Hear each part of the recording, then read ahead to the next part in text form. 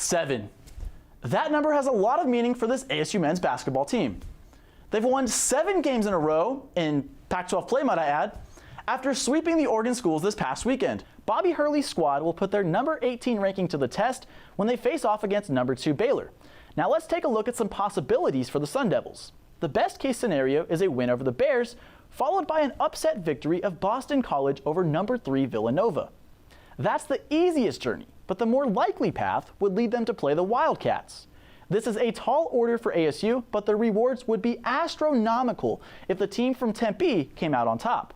They would not only be champions of the Empire Classic, but they would potentially launch themselves into the top 10 conversation heading into week 2 of the collegiate hoop season. The hype in Tempe surrounding the men's basketball team is off the charts. A lot of that has to do with the 2 highly recruited freshmen, Josh Christopher and Marcus Bagley, who are set to make their debuts next week.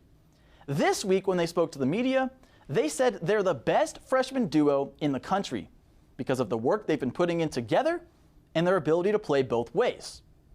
So let's put that notion to the test.